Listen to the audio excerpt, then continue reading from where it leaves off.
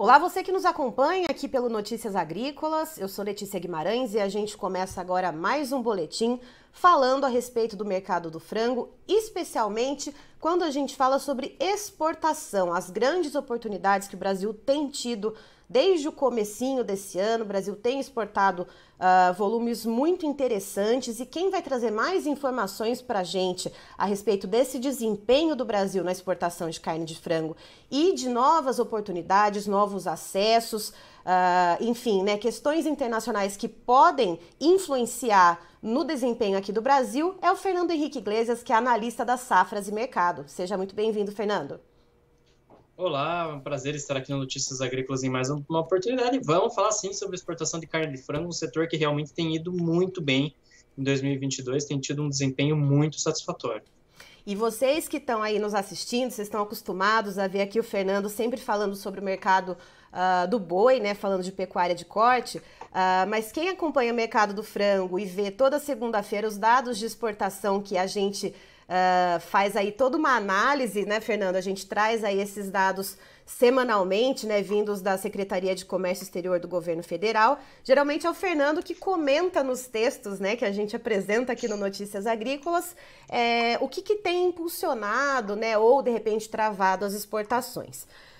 E vamos do começo, né, Fernando? A gente está aí mensalmente exportando cerca de 400 mil toneladas de carne de frango, correto? Exatamente. Só para dar uma noção para quem está nos acompanhando aqui, de janeiro a agosto, o Brasil já exportou em torno aí de 3,16 milhões de toneladas de carne de frango. Caminhamos para exportar mais de 4,7 milhões de toneladas em 2022. Então, o desempenho é muito saudável, realmente. O Brasil está indo muito bem, uma média mensal aí de mais de 400 mil toneladas. E o que mais chama a atenção em todo esse movimento é o aumento das receitas. A receita cresceu aí quase 34% na exportação de carne de frango. Foram em torno de 6,4 bilhões de dólares arrecadados de janeiro a agosto. Então, o desempenho do Brasil nas exportações de carne de frango está indo muito bem. Um desempenho realmente muito positivo, e temos uma série de fatores que nos levam a esses números aí tão superlativos. E, Fernando, vamos enumerar então quais são esses fatores, e aí a gente vai explicando, né, e esmiuçando um a um. Um deles que a gente sempre comenta é a questão do preço, né, da carne de frango do Brasil ser mais competitiva, né? Isso continua valendo como um dos pilares aí para essas boas exportações? Sim, sem dúvida. Nós temos que considerar o seguinte: o preço do frango brasileiro é mais competitivo na comparação com os preços do frango norte-americano, com os preços do frango da União Europeia, e isso dá uma vantagem muito grande ao Brasil, além de um real que ao longo do ano está trabalhando quase que integralmente acima da paridade de 5 para 1, que aumenta a competitividade das commodities brasileiras lá fora. Isso é válido para produtos do complexo soja, para produtos do setor carnes, para minério de ferro. Tudo isso se torna mais competitivo e impulsiona a nossa balança comercial, torna a nossa balança comercial mais positiva, superavitária. Então, esse processo de desvalorização do real também é muito importante nesse aumento de competitividade dos produtos brasileiros lá fora. Então, esse é um aspecto muito importante em que vai impulsionando nossos embarques. E também, do ponto de vista do exportador, esse câmbio desvalorizado é muito interessante. Ele traz o dinheiro em dólar, coloca dentro do Brasil, e basicamente você vai multiplicar por 5, 5,20, que nem está hoje o câmbio. Então, a conta é muito favorável para quem está exportando hoje. O retorno é muito positivo. E, Fernando, para além dessa questão cambial, né, e que acaba tornando a carne de frango brasileira mais competitiva, quais são os outros drivers, né, que têm impulsionado, né, esses volumes e também essa receita bem interessante com as exportações de carne de frango? Bom, nós temos no setor carnes, é muito interessante a gente dar esse contextualizar. A sanidade animal normalmente é o principal fio condutor das exportações globais. O Brasil se tornou líder das exportações mundiais de carne de frango em 2015, quando aconteceu aquele primeiro surto de influenza aviária que devastou granjas nos Estados Unidos e levou a China, por exemplo, a fechar o mercado norte-americano naquela ocasião. Desde então, o Brasil começou a vender volumes muito expressivos de carne de frango para a China e tomou a dianteira no mercado global das exportações de carne de frango, e não vai soltar essa liderança tão cedo. Eu prevejo aí que o Brasil vai ser líder das exportações globais de carne de frango nos próximos 10 anos, pelo menos, com alguma tranquilidade. E nesse ano, nós temos novamente um surto de influenza aviária no hemisfério norte, que vai dizimando granjas na Ásia, na Europa, nos Estados Unidos, e o Brasil com um foco sequer da doença. Não temos um foco, não há focos de influenza aviária dentro do Brasil, e isso nos aumenta a nossa competitividade lá fora, faz o frango brasileiro ser ainda mais demandado no mercado global. Então, isso é muito interessante. Isso é um ponto que faz uma diferença brutal para o mercado brasileiro na comparação com os nossos concorrentes. E pegando esse gancho, Fernando, da influenza aviária, nós já trouxemos aqui no Notícias Agrícolas especialistas da Embrapa, Suínos e Aves, para esmiuçar para a gente os meandros, né, de como que funciona a disseminação dessa doença. E um ponto que eu achei interessante, né, observar desde o começo do ano até agora, é que, né, no hemisfério norte eles estavam no inverno ali no começo do ano. Agora, na metade do ano, que estava o verão, a doença continuou se disseminando e agora eles vão entrar num período de inverno provavelmente bem rigoroso, né? Novamente. E se no verão já não foi possível controlar essa doença, como que fica também agora com o fluxo de aves migratórias no inverno? Como que vai ser possível dar conta de controlar essa doença? Se não vai ser possível e como o mercado está olhando para isso? Bom, a tendência é que haja realmente uma intensificação dos casos. Nós temos que lembrar que boa parte do contágio da influenza aviária no hemisfério norte acontece nas rotas das aves migratórias que chegam aí nas aves selvagens contaminadas com a doença, chegam e acabam afetando granjas, acabam afetando produções inteiras. E o protocolo sanitário ele é muito rigoroso quando se trata de influenza aviária, porque é uma doença com potencial de afetar seres humanos. Então, o protocolo exige o sacrifício imediato de granjas em que um único animal esteja contaminado. É por isso que toda vez que a gente vê notícias acerca de influenza aviária, é sempre superlativo, é sempre a gente está vendo assim milhares, centenas de milhares de aves sendo sacrificadas em função da doença, até mesmo milhões em alguns casos. Isso é uma necessidade por conta do protocolo sanitário que a OIE exige em relação ao controle da doença. A doença está longe de ser controlada no hemisfério norte. O surto parece que vai se alongar agora no inverno do hemisfério da região, e isso vai trazer desdobramentos, vai trazer consequências positivas ao mercado brasileiro. Pode nos oferecer uma perspectiva de exportações ainda mais robustas nos próximos meses. Isso é muito interessante, uma vez que o mercado doméstico, por mais que nós tenhamos uma boa demanda por carne de frango, a conta de exportação ainda é muito mais vantajosa para a agroindústria. Então, a agroindústria que se dedica à exportação consegue fechar uma conta muito mais satisfatória do que a indústria que trabalha apenas com o mercado doméstico. E, Fernando, pensando ainda na questão da influenza aviária, né, e quanto de aves já se perdeu no hemisfério norte para essa doença, além da questão do Brasil ter esse status sanitário muito positivo, a gente tem também uma capacidade de produção muito grande, né, que consegue preencher, de certa forma, algumas lacunas, né? Exatamente. A avicultura é uma atividade de um ciclo um pouco mais curto. O que acontece dentro da avicultura? Quando as oportunidades aparecem, você tem uma capacidade de expandir a produção um pouco mais rápida. Você consegue se adequar aos desafios que o mercado te apresenta de uma maneira mais rápida. A mesma coisa quando você precisa cortar a produção. Em 45, 60 dias, você consegue corrigir a rota e adequar a sua produção a essas oportunidades ou desafios que o mercado apresenta. Desafios, seja ele custo muito alto, seja aí uma demanda retraída. Então, a avicultura tem esse privilégio dentro do setor CARS, coisa que suinocultura e pecuária e que a bovinocultura não desfrutam, por ser atividades de ciclo longo. Então, a correção da curva de oferta é muito mais lenta. Você não consegue ajustar isso de uma maneira mais eficiente. A avicultura já tem essa condição satisfatória, mais favorável, consegue fazer esses ajustes de uma maneira bem mais eficiente. E, Fernando, outro ponto também que eu acho importante a gente ressaltar é a questão do Brasil ser, assim, despontar, né, no mercado halal.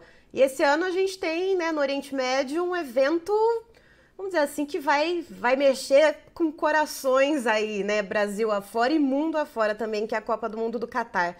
Isso também está afetando de alguma maneira as exportações, o desempenho do Brasil, para além do que a gente já exporta, né, para o Oriente Médio? Sim, nós temos que considerar hoje que o Oriente Médio é uma região muito importante em termos de aquisição de carne de frango brasileira. Tá? Outro aspecto que eu quero colocar aqui é o seguinte: atenção a esses relatórios que o SECEX vai divulgar daqui até o final do mês, porque a logística do Brasil até o Oriente Médio dura ali em torno de 35, 45 dias. Então, as compras que vão ser realizadas para atender a demanda do início da Copa do Mundo estão sendo feitas agora em outubro, para chegar a tempo ali para o Mundial. Tá? Então, esse período de traslado ali de 35 a 45 dias é um sintoma que nós vamos ter um bom outubro em termos de venda aqui para o Brasil, com destino a Emirados Árabes, Arábia Saudita, o próprio Catar e assim por diante. Então, tem que ficar muito atento. O Brasil é realmente privilegiado, é o maior exportador de carne de frango halal, e isso nos dá uma condição muito privilegiada. É um mercado que nós já temos uma dominância aí há mais de 10 anos, então é um mercado que o Brasil já colhe os frutos há muito tempo. E, Fernando, outra questão também que você já comentou comigo, que eu queria ampliar um pouquinho para quem está nos assistindo, é o conflito armado, né? A guerra entre Rússia e Ucrânia, que está aí se arrastando desde fevereiro.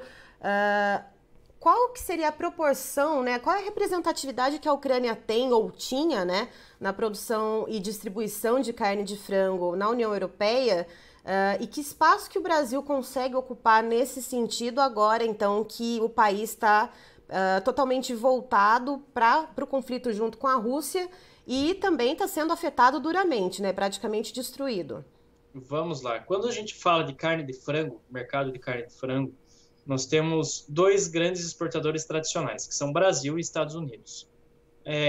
Mas ao longo da década passada, começaram a despontar alguns países na produção de carne de aves em função da geografia privilegiada. Eles estavam muito próximos da Ásia, que é um grande importador de carne de frango em escala mundial. São eles. Nós temos 3 países que têm essa condição de bom fluxo exportador, por conta da região que eles estão inseridos. É a Tailândia, a Turquia e a Ucrânia também ocupava esse papel. A Ucrânia, em 2022, ela está fora do mercado. Ela não está participando do mercado de exportação de frango por tudo que está acontecendo no país. Ela está perdendo saídas de mar para o porto, os ataques estão afetando áreas de produção. Então, tudo isso acaba impactando na composição do agronegócio ucraniano. Ela não consegue participar ativamente do mercado global. Ela não consegue participar da corrente de comércio mundial. E essa lacuna de oferta que a Ucrânia, lacuna de fornecimento de carne de frango que a Ucrânia deixou para trás, o Brasil está absorvendo, que tem uma capacidade de atender o mercado global que nenhum outro país tem hoje. O Brasil hoje é a melhor alternativa de fornecimento de carne de frango, assim como é a melhor alternativa de fornecimento de carne bovina também. Então, de qualquer maneira, o Brasil hoje desponta como o substituto ideal da Ucrânia no mercado internacional. E ainda nesse gancho do conflito entre Ucrânia e Rússia, Fernando, conversando com você essa semana a respeito das exportações, né, dos dados de exportações divulgados pela SECEX, você trouxe que esse conflito ainda vem com outro ingrediente para somar, né, nessa receita de bolo toda que culmina nesses volumes médios de 400 mil toneladas embarcadas por mês de carne de frango aqui do Brasil. Então eu deixo para você trazer para a nossa audiência, né, qual fator é esse que é uma certa novidade, né, que está aparecendo aí no mercado e no que isso pode afetar as exportações brasileiras de carne de frango? Bom, eu conversei com algumas indústrias exportadoras no decorrer dessa semana e da parte deles existe um certo otimismo com as vendas de carne de frango do Brasil em relação à crise energética da Europa. O que vai acontecer? Nós estamos chegando no inverno no hemisfério norte. O inverno, a gente sabe que nessa região do mundo é extremamente rigoroso e há uma necessidade de controle das temperaturas dentro das granjas. Nós temos que lembrar que aves são animais extremamente sensíveis à variação de temperatura, seja muito calor, seja muito frio. Então, o abastecimento de gás é fundamental para manter a produção dentro das granjas europeias nesse período de inverno extremamente rigoroso. Com uma potencial falta de gás, essa crise com preços muito altos, com o governo europeu priorizando o aquecimento da população, ele não vai tirar gás para atender a sua população, para atender granjas, por exemplo, existe uma perspectiva até de mortandade de aves na região, um aumento do nível de mortalidade, e isso vai formar lacunas de oferta dentro do mercado e vai permitir avanços das vendas de carne de frango do Brasil. Então, é mais um aspecto que o Brasil vai ampliando o seu mercado, vai ganhando espaço cada vez maior dentro do setor. Nós temos que pensar que o Brasil já exporta carne de frango para mais de 100 países e vai mantendo uma liderança muito tranquila, muito folgada, e vai conseguindo expandir ainda o mercado, vai conseguindo galgar novos mercados, conquistar novos mercados. Isso não é simples, é aquela história, né? Chegar na liderança é difícil, se manter lá e ainda conseguir toda essa vantagem, todo esse crescimento é ainda mais difícil. Então, o Brasil tem que louvar realmente o que está acontecendo dentro do mercado de aves do Brasil no ponto de vista internacional, que o Brasil realmente está se consolidando como uma potência dentro desse segmento. E, Fernando, pensando nisso, né, nessas oportunidades que vêm surgindo, pode acontecer, como aconteceu com a suinocultura, né, que houve um crescimento muito grande por causa da questão da peste suína africana na China. E aí, quando a China foi se recuperando, o Brasil acabou aí ficando com excedente de produção, né, e esses preços tendo pressão de baixa, né, para a suinocultura brasileira, ou não, como você explicou, perdão, que o frango a gente consegue modular um pouco com mais facilidade a produção, a gente pode enxugar um pouco mais e não ter esse tipo de problema se de repente essa produção crescer de olho nessas oportunidades. É exatamente isso, na verdade. Se a demanda desaquecer para o frango brasileiro, se tivermos problemas em relação à colocação desse produto, aumentar o quadro de oferta doméstica, aumentar a pressão sobre os preços, existe uma capacidade muito grande de reação dentro da avicultura para corrigir as rotas, corrigir a produção e se adequar a essa nova realidade, seja de consumo, seja de estrutura de custos muito inflacionada. Então, a avicultura tem esse privilégio, realmente. Em 45, 60 dias, ela consegue alterar a curva de oferta e se ajustar a esses desafios que o mercado vai apresentando.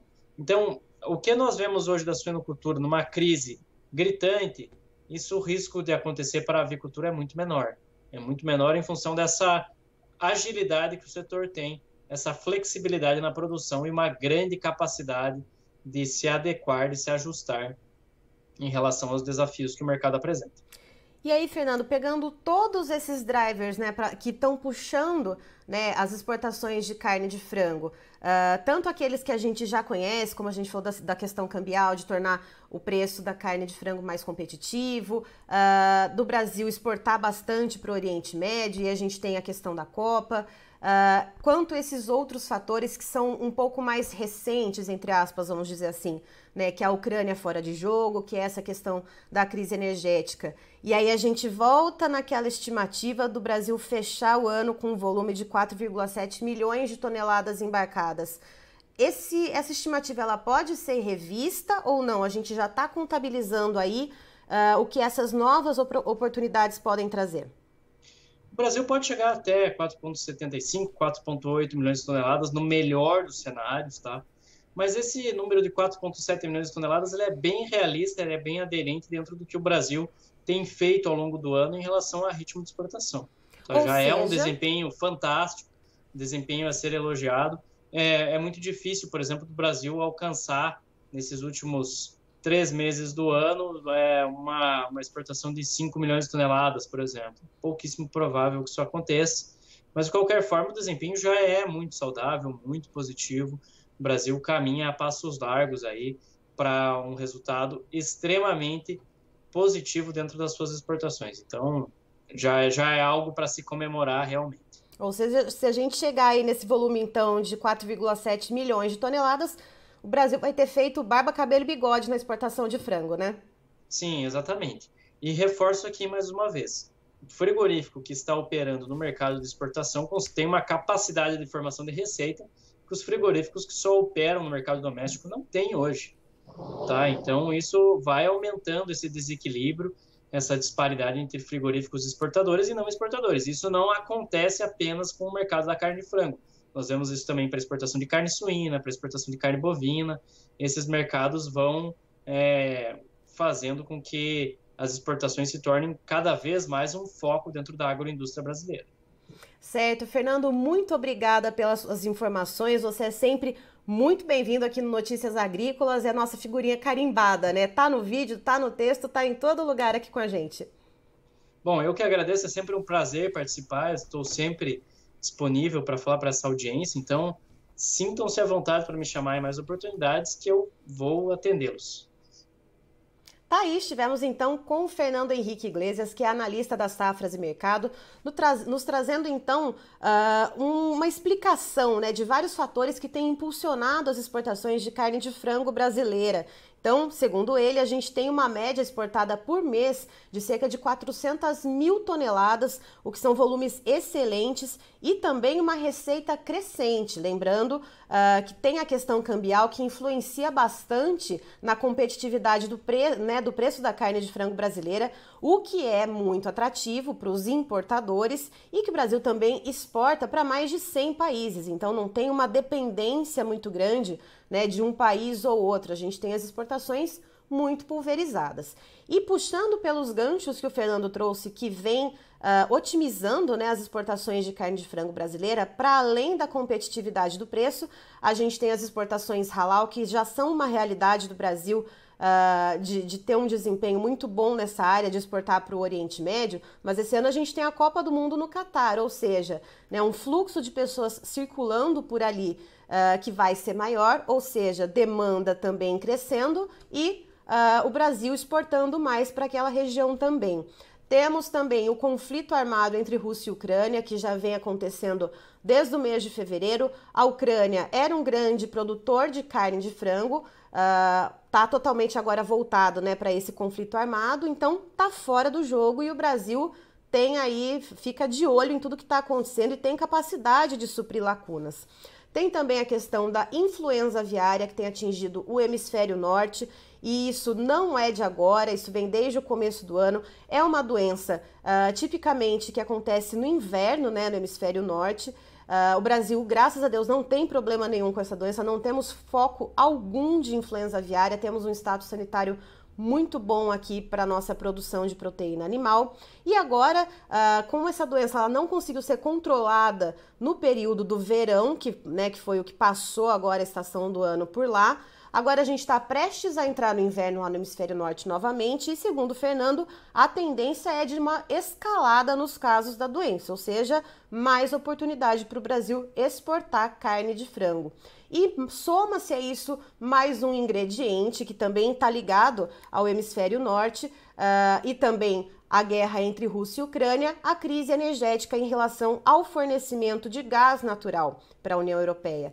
Então, existe aí uma iminência, né, desse racionamento, dessa diminuição de fluxo do gás natural, que é uma fonte de energia muito importante, né, para os países do hemisfério norte, principalmente a União Europeia. E então, o que acontece? A tendência é que os governos dos países que podem ser afetados por esse racionamento direcionem esses fluxos para o aquecimento da população e as granjas de aves, né, desses países fiquem um pouco desguarnecidas. E a gente sabe que frango é um animal extremamente sensível, que a gente precisa ter a ambiência nas granjas e com a falta de aquecimento durante o inverno pode sim ocorrer a mortandade dessas aves, ou seja, Brasil aí de olho em um outro espaço, né, em outras oportunidades aí então para ampliar as exportações e que nesse final de ano podem chegar então um resultado final em 4,75 milhões de toneladas exportadas de carne de frango, ou seja, Brasil aí nadando de braçada no que se diz respeito então à exportação da proteína avícola. Eu encerro por aqui, daqui a pouco tem mais informações para você. Notícias Agrícolas, 25 anos ao lado do produtor rural. Participe das nossas mídias sociais, no Facebook, Notícias Agrícolas, no Instagram, @Notícias Agrícolas e em nosso Twitter, @Noteagri. E para assistir todos os vídeos, se inscreva no YouTube, na Twitch, no Notícias Agrícolas Oficial.